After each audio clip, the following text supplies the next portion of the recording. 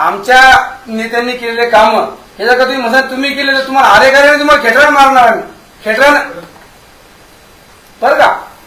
विकास कामं करून दाखवतो. विकास कामं असं काय नाही, धमकी वगैरे आमचं म्हणणं काय नाही, तुमच्या स्वतःच्या बळावर हा कामाला कामाना बरोबर आणि स्वतःचे काम स्वतः स्वतः करा. करा. आम्ही अडवणार नाही. आम्ही केलेले कामाचं तुम्हाला श्रेय घ्यायचं, तुम्हाला अरे काय केलं तर तुम्हाला वाईट वाटते तर का तुम्ही कामं करायची तुम्हाला आणि तुम्हाला श्रेय पण घ्यायचं तर तुम्ही समोर या, तुमचे कामं दाखवा.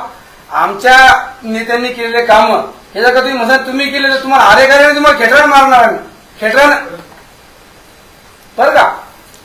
खेटरान 100% मारू आणि ते 2 आणि 3 हजार मध्ये शिल्लक भेटलं म्हणजे काय लय मोठा काय पडेलच नाही. मारला. लाख लोक 1 लाख लोक अजून पण आपल्या सोबत आहेत. ते आणले 1.5 दमडीचे 2 दिवसातले आलेले ते काय म्हणतात वाघाचं कातड घालून दांडगा वाघ होऊ शकत नाही. ते आमच्याकडे वाघ आम्ही ओरिजिनल भांडणं मारा कुठे 25 केसेस आमच्यावर. तसंच काय आमचा पक्ष मोठा झालेला नाही.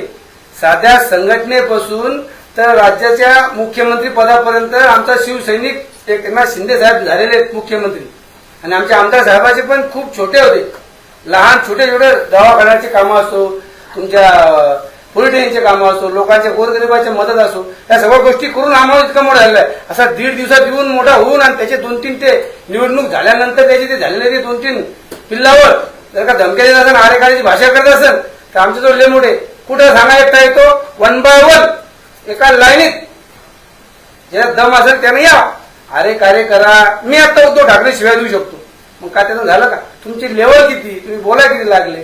आम्ही तुम्हाला म्हणालो काम करू नका, तुम्ही तुमचे कामं करा. पण आमच्या नेत्याविषयी जरा खालीवरी भाषा आली कोणाची असू द्या तर तो आमदार का असून त्याला बी बाहेर काढून झपकत टाकत आमच्या उद्या गुन्हे दाखल.